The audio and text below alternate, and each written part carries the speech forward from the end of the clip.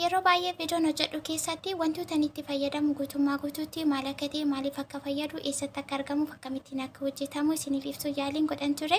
Gaaffii isin na gaafattanis immoo bilis nu biraan darbeen itti fayyadamuu barbaanna wanti kun nu barbaachisaa eessatti argama akkamitti hojjetachuu akkamitti bitachuu dandeenya kan jedhu gaaffiin keessan gaaffii koomentii keenya dubbistee otoo deebiin hun deebisin akka nu biraan dabarree warri jettaane deebii nan deebisa garuu rakkoon isin bira jira rakkoon sun maal seetu yeroo baay'ee rakkoon keessanii viidiyoo haga xumuraa dhaggeeffatanii irra tuqxanii yoo walakkaa wayii dhuma wayii immoo jalqaba tuqxanii bira dabartu yeroo san wanti sun maal akka ta'e otoo isiniin galiin otoo hubatiin otoo addaan baafatiin bira dabartu jechuudha. Bilis yeroo keessan iddoon taanee takkan finne ispeeshaalii galanni teekinooloojiin badiini yeroo ammaa kanatti biyya barbaanne keessa teenya wantoota nu barbaachisan barachuu barsiisuu fi akkasuma wantoota nu fayyadan waan baay'ee beekuu qorachuu bira gahuu dandeenya jechuudha.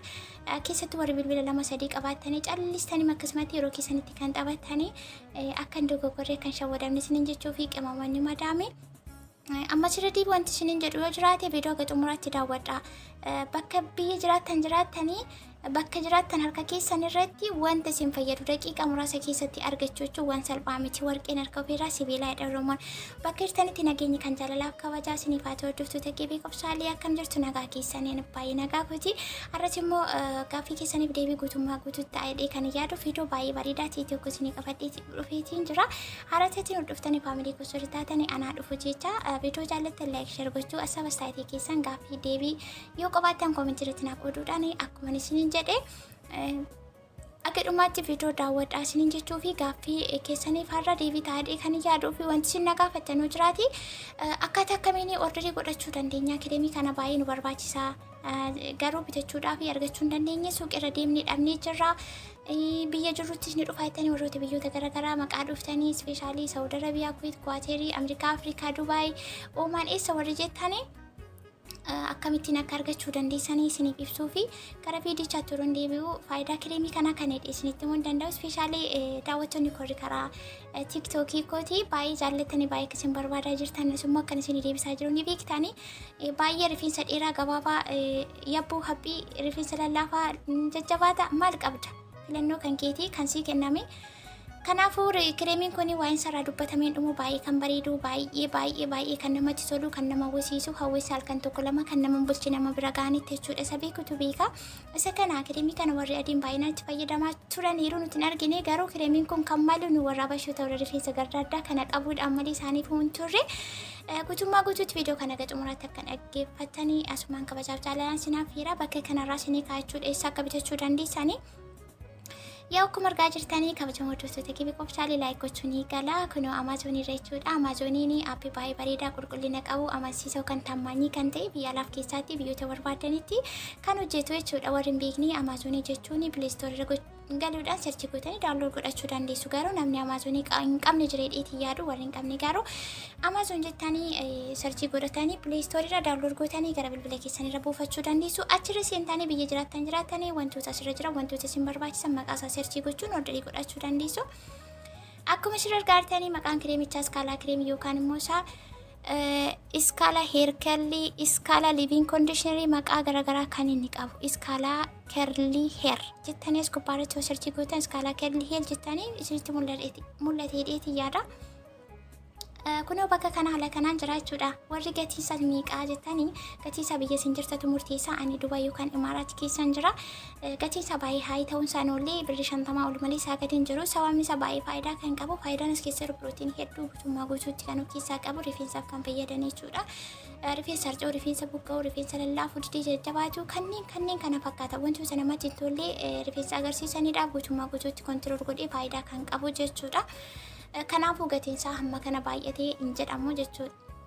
Maaliif faayidaan isaa waan xiqqaa miti waan ta'eefuu baay'ee jaallatama qaba. Googilii irratti yeroo searchii gootan ilaaltanii amma kana ijoolleen keenya kan beekanitti fayyadamaa jiran malee dura warra adiitu nu fayyadaa ture jechuudha. Garuu kireemiin kun kan malu kan ta'uu qabu nuuf ture.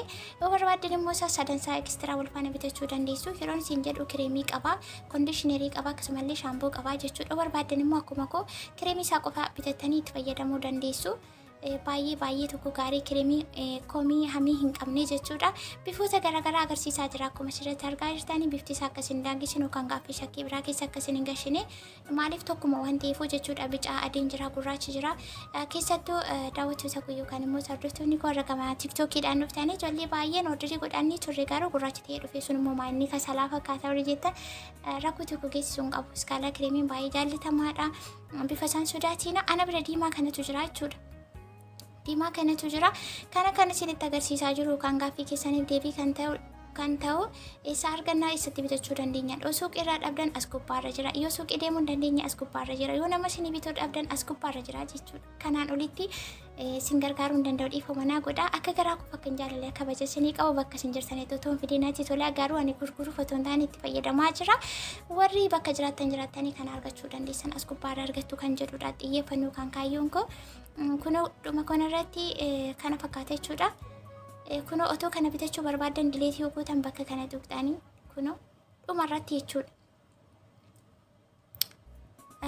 Yoo itti dabalachuu barbaadan ida'uu tuqxuu tokko garuu akkas keessaa qabdan isinitti agarsiisaa jira. Yoo ordirii gochuu barbaadan kunoo gatiin isaanii diimaan kun fakkeenyaaf Amaazon irratti 89 tuqaa saantima 50 naan jedha. Kana jechuun anamma hin bitu akkamittiin akka bitamu isinitti agarsiisuu malee jechuudha. Akkamittiin akka bitamu isinitti agarsiisuuf malee bakka kanatti proosiyuud tuubaayii kan jedhu bakka bicaa kanarra yeroo tuqxan dhumarra isinii fidaa jechuudha. Dhumarra isinii fidaa. Dhumarratti maal akka jedhu asumarraan kan waliin ilaallu ta'anii bituu hin barbaadu isinumatti agarsiisuuf malee. Bakka kana ammoo nuunirraa isinitti agarsiisaa jechuudha. Nuunidha kun immoo appii nuunii warri hin beekne isa kanallee pileestoorii irra seentanii gadi buufachuu dandeessu. Nuuni irrattis asumarra seentanii iskaalaa kireemii yoo jettanii isinii baasa haala kanaatiin jechuudha. Bakka kananitti horsee godhadhabaa natti fakkaata xiqqoon eega.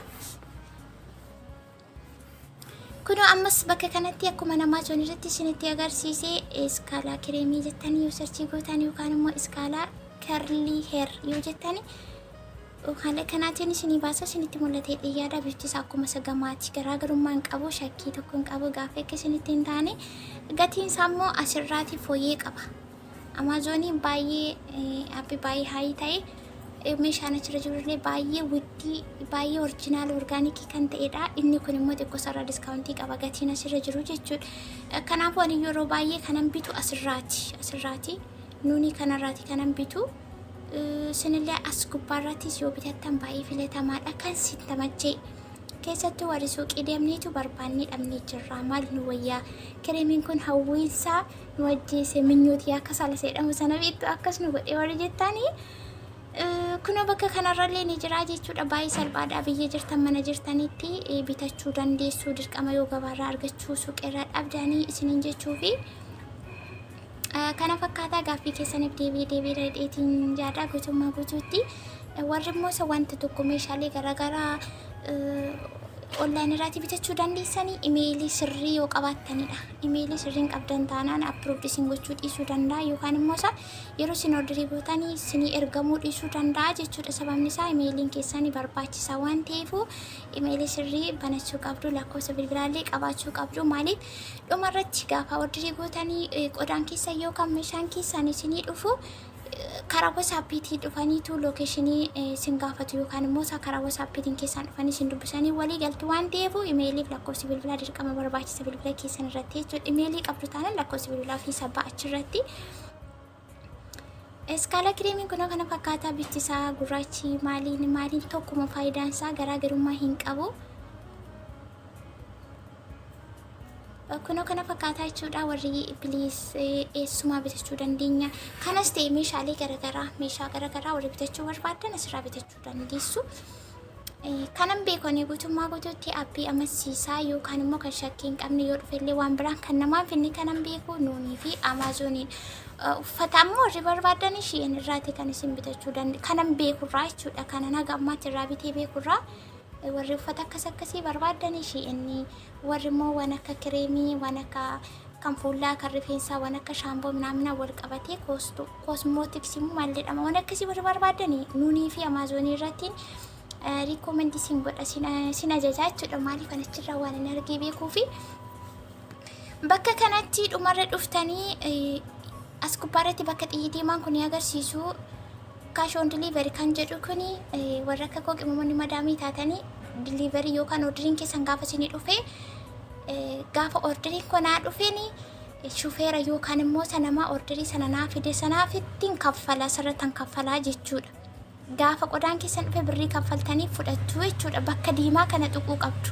Bakka xiyyi diimaa kun agarsiisu sana achirra yoo gurraachisitan gaafa deliveriin koo dhufe kaffaleen fudhadhaa jechuudha. Isa gajjallaa kanarratti hin hojjennee inni gajjallaa ATM yookaan viizaa warra qabanii fi viizaan anumarraa kaasee fi waan hin qabneef sanarratti hojjechuun barbaanne ispeeshaal immoo gaaffii kana kan na gaafattanii qimamoota madaamii waan ta'eef qimamoonni madaamii ATM yookaan viizaa waan qabdan itti fakkaatu warri qabdan immoo akkamittiin akka viizaarraa qodaa yookaan meeshaa bitachuu danda'anii fi akkamitti akka saantiba kaffaluu danda'an isiniyyuu hin beektu waan ta'eef isinitti immoo hin barbaachisu ni beektan isinuu yoo ta'e isintu natti hima malee jechuudha. Garuu isa tokkoffaa yookaan bakki xiyya diimaan agarsiisu kun irra gadi tuqxu isarra yoo gadi tuqxanii maal isinii fidaa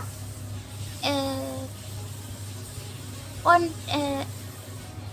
cash on delivery kan jedhu guys sorry dhiifama naa godha bakka kanatti maashinii uffataatu na bira jira.